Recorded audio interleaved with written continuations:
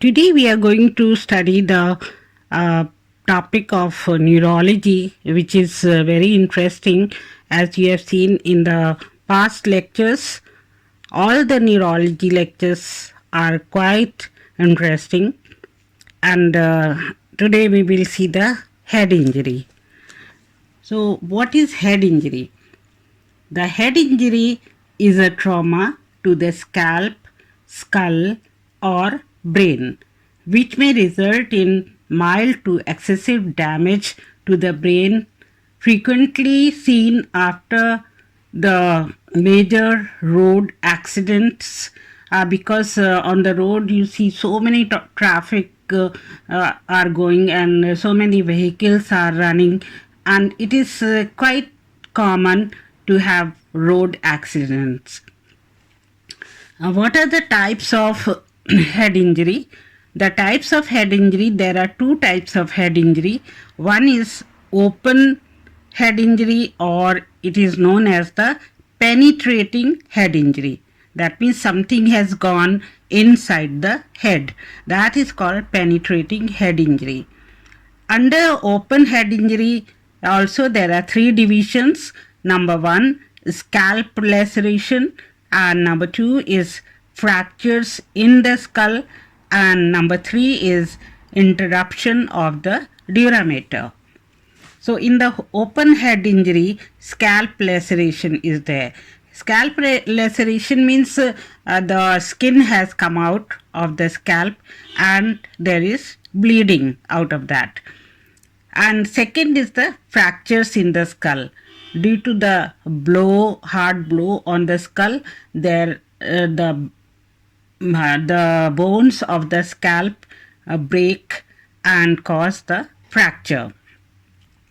Number three is interruption of the dura-mater. As you know that under the skull there is a membrane which is known as the meningeal membrane, and meningeal membrane has got three layers again. The upper one is the dura-mater, the middle is arachnoid mater, and the inner layer is called pia mater. So when the injury is below the dura-mater and it causes bleeding, then it is known as interruption of the dura-mater. Then second main type of head injury is the closed head injury or non-penetrating head injury.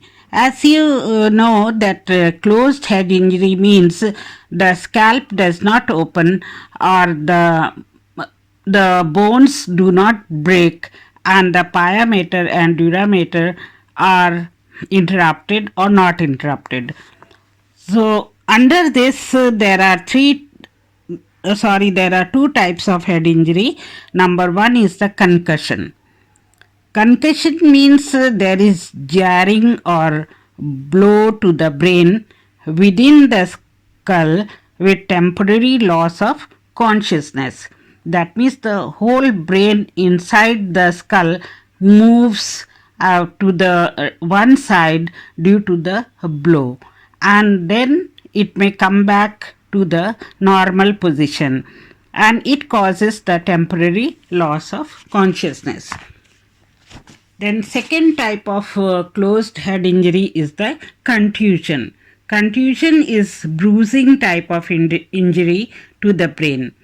It may occur with subdural or extradural collection of the blood, or it may cause subarachnoid hemorrhage.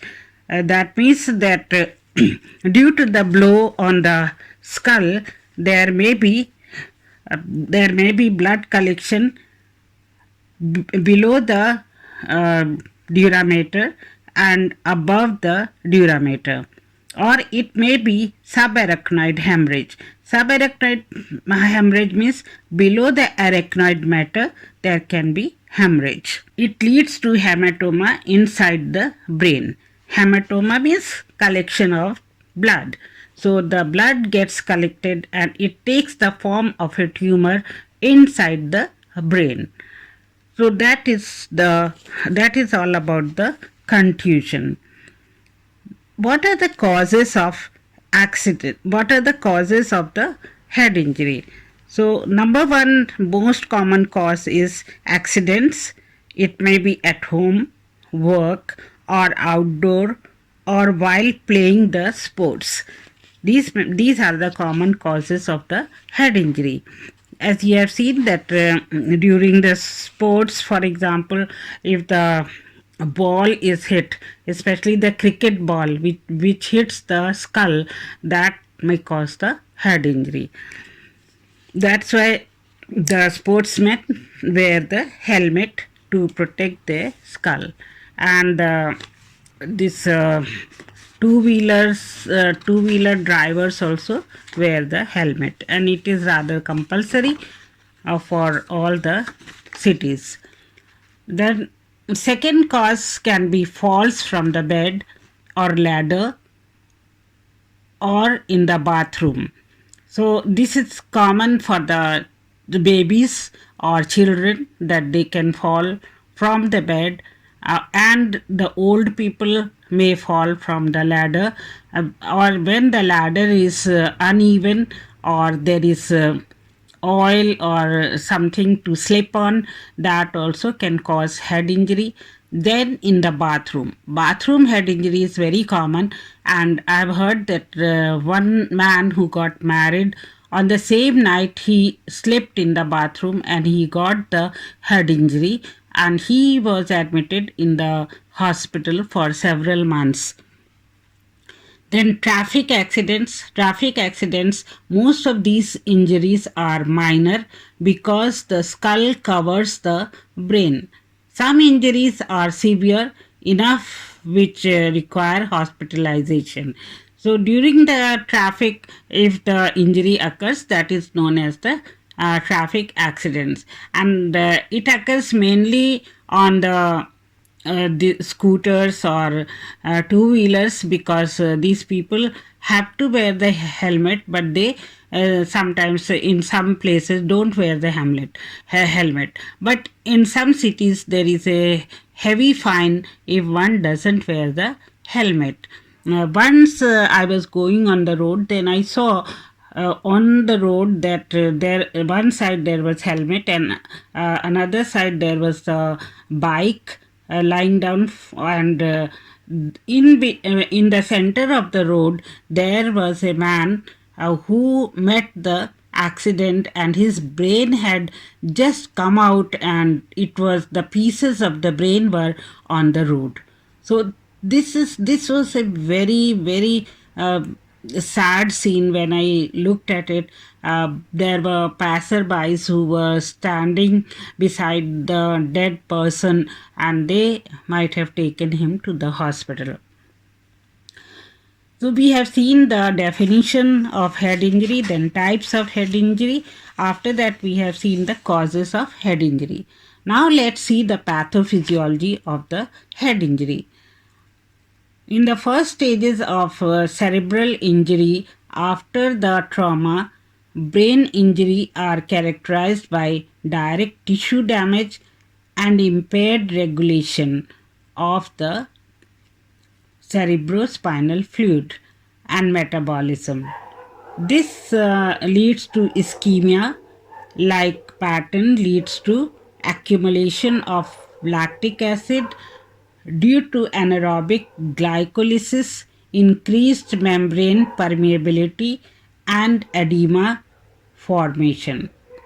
So first of all, what happens? The metabolic changes take place, and then what happens? Metabolic changes lead to the ischemia due to the lack of oxygen, and this leads to the accumulation of lactic acid due to anaerobic glycolysis. What is glycolysis? Glycolysis means the breakdown of the glycogen into glucose.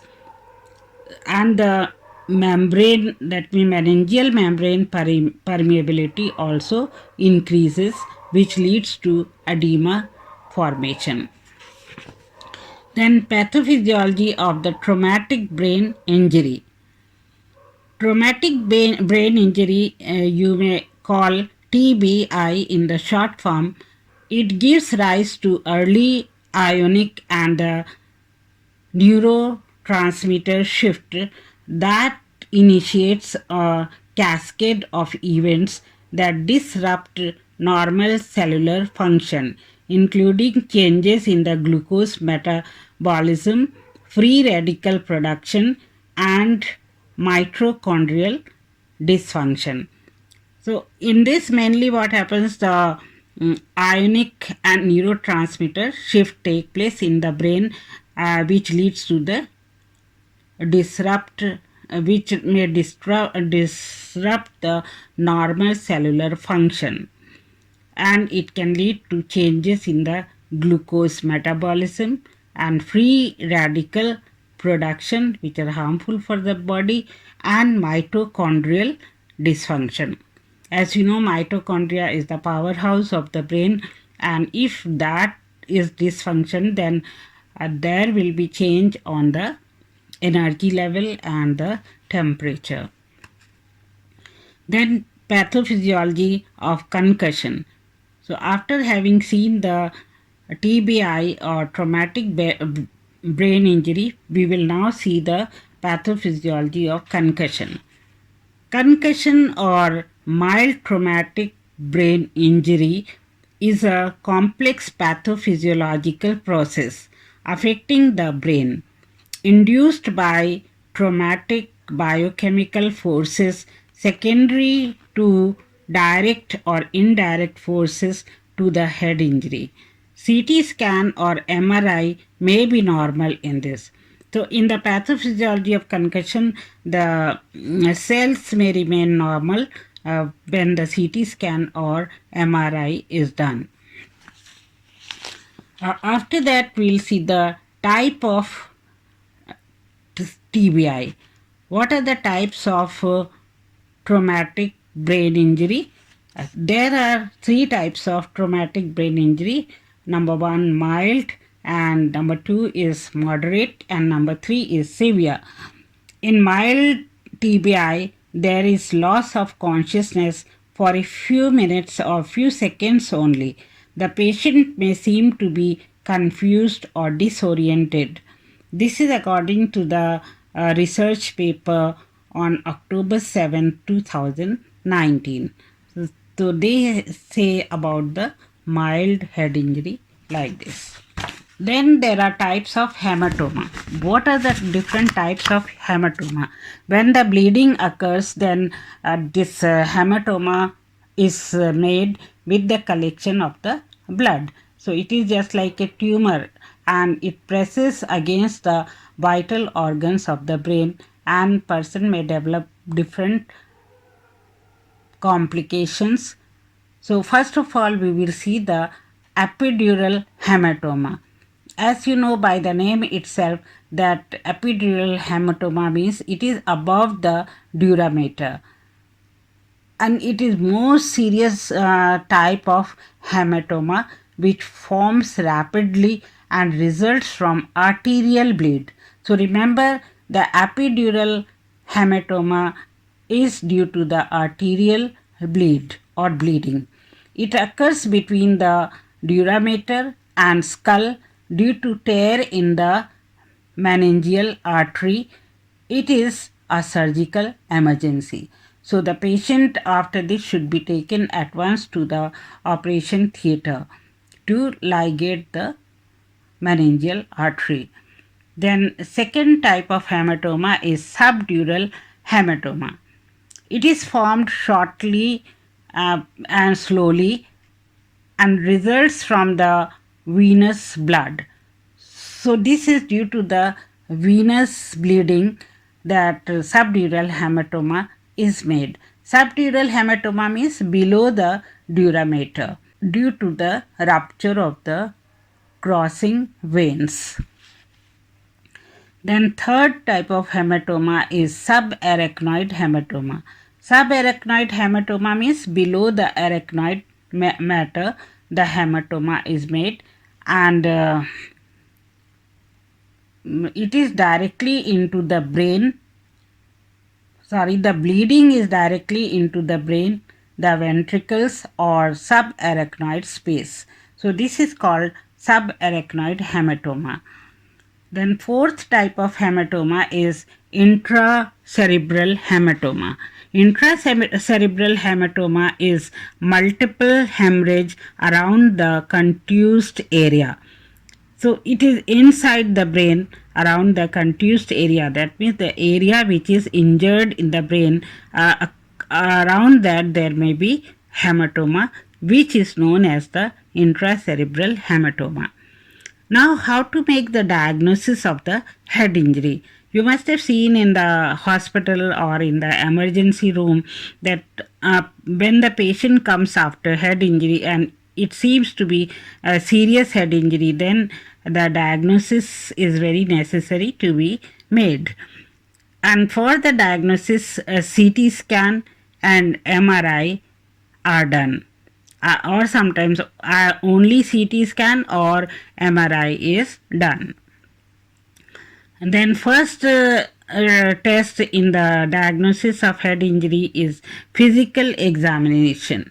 So it is necessary to take the complete medical history from the relatives or from the friends, whoever has brought the patient to the emergency room, because patient may not be conscious to tell about the history. And we should ask how the injury has taken, where it has taken, and what time the injury has taken place. The head can cause neurological problems and may require further medical follow-up. Now let's see the imaging test. Imaging test, as we have seen already, it is CT scan or MRI. So these tests will tell where exactly the head injury is, and hematoma also can be seen, or if any bone has broken, that also can be seen in CT scan or the MRI.